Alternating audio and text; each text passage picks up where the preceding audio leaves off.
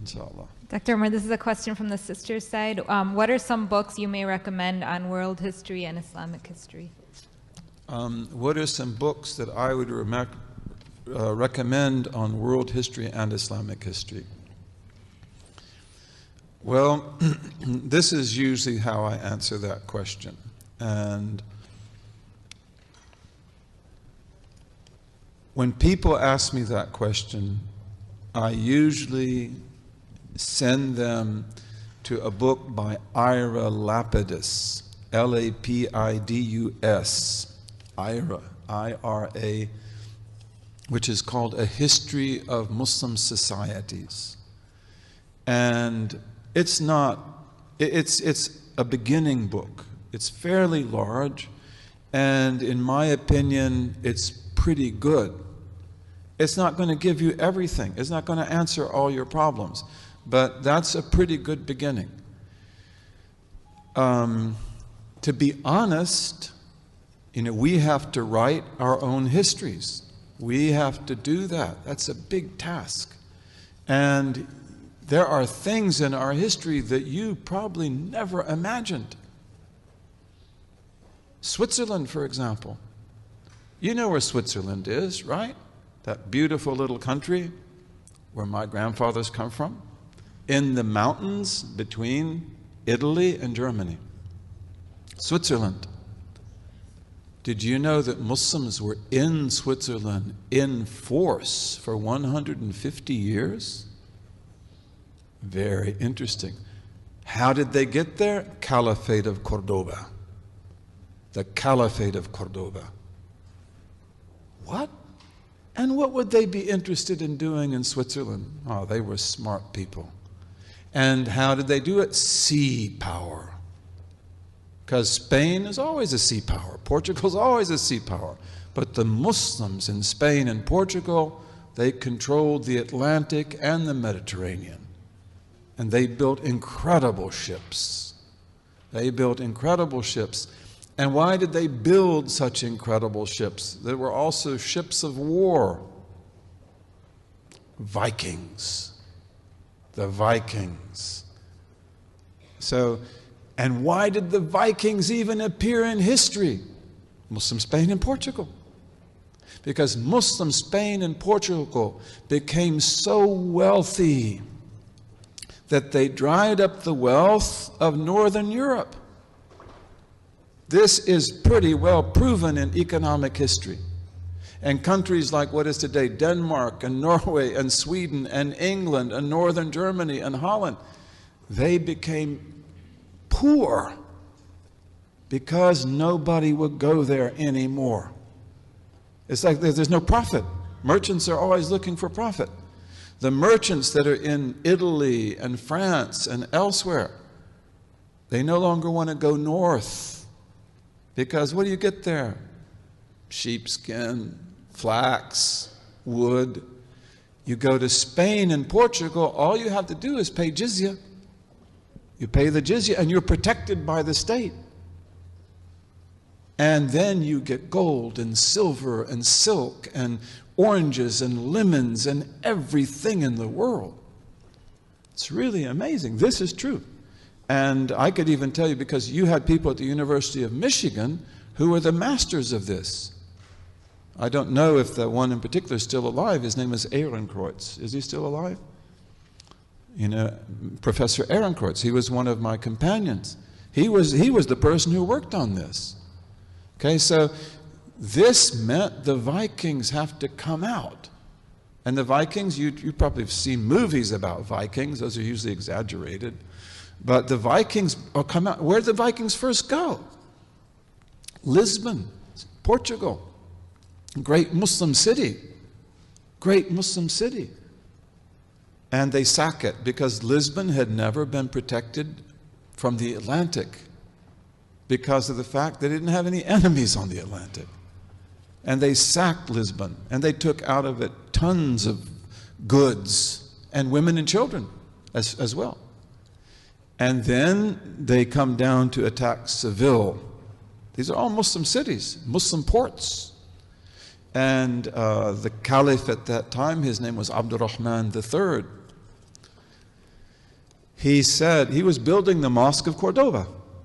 And he said, I won't put a brick on another brick until we get rid of these fire worshippers. He called them fire worshippers. He also called them Normans, Northmen, Nurman. They called them Northmen. They called themselves Northmen as well. He said, I won't do, he said, stop the mosque. He said, we will fight these people. We will defeat these people. We'll teach them a lesson. You don't do this to our cities. You want to trade with us? That's one thing. But you want to do this? No, we will teach you a lesson. And the great Maliki scholar of Cordoba at that time, who's one of our famous teachers, Ibn al-Habib, he said, you are the Khalifa.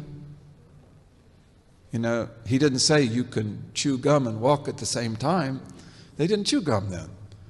But he said that, you know, you can still build the mosque and you can still take care of the Vikings. And they declared jihad. And in 100 days, the Vikings were finished. Finished. And they were punished. And many of the Vikings became Muslims. And they were settled in Spain in a city that I visited called Jerez de la Frontera. Jerez de la Frontera, which we called in Arabic Sheresh. And it always remained a Scandinavian Muslim city. And there were Vikings in Denmark as well. And ambassadors went to Denmark to see who are these Vikings and how do they fight. Because they have these really fast ships that they use to attack. But what do they do with the women and children? Because they take lots of women and lots of children. We have to ransom them. In Islamic law, you must ransom the prisoner. All the women and children they've taken off to Denmark, we've got to get them back. This is also why the ambassador is going. We'll pay you gold. We'll get them back. But give back our children. Give back our women. Okay, so they go there. But also they go there to learn who are these people and how do they fight. And one of the things they learn is that they have war boats. That's what you see in the movies, right? But they have barges. And the barges are where they put the women and children. The barges are where they put the gold and silver. Okay, so this means that they are actually not so, that they have vulnerability because the barges don't move very fast. And that means that they have to always protect their barges at sea. And so they say, then this is the way we'll deal with the Vikings. We will build ships that are as fast as their ships. And our ships will have cannons on the front, which they call nefata. Nefata means naphthalene cannons. They're cannons that use gassy oil. And you put fire to it and it explodes and it shoots out a ball of fire. And it will burn up their ships. And then on the back, we will have archers with crossbows and with regular bows. And if you want to look at, you've seen how samurais have made swords? Samurai sword is incredible. We made swords that would have competed with that. We made arrows. We were really good at what we did. So they say, we'll have our archers and they will have so many arrows that they can fight for a whole week without stopping. And then we'll have boarding areas because we're going to conquer the Vikings at sea. We're not going to just drive them off. And then peace was made with the Vikings for about 16 years. The old king died. Many Vikings became Muslims during that time. The old king died. The new king said, the old king made the treaty. I didn't make the treaty. I don't agree. And so he came back, you know, to maybe attack Lisbon and Seville or other cities. There are lots of cities in Spain and Portugal. But also they said set up towers along the whole coast. And you can go there. I'd love to take you there. The whole Portuguese coast still has those towers. And the Spanish coast also has a lot of those towers. But they were really needed in the Portuguese coast. And these towers are so close to each other that they can send smoke signals, light signals, mirror signals. And they have a whole code to communicate. And then any time a Viking ship appears, you send the signals out, whether it is day or night, and we go out and get them on the sea. You've got to fight them on the sea. You cannot let them attack you on land. And so the Vikings come back. the first time when they attacked Lisbon, they had like 50 ships. The second time, they had almost 70. 70 warriors, 70 ships of warriors, of Viking warriors. And the Muslims attacked them at sea. And they burned half the fleet. And they took all their barges. And the rest of the fleets escaped. And they went into the Mediterranean. They attacked Morocco, Nadur. They attacked other places. Okay? And that is one of the most important battles in history. You remember that when you studied it in school. You never heard about that, did you? But that is one of the most important battles in human history. And then those ships, they will then take to Mallorca. All of the islands of the Mediterranean were Muslim islands.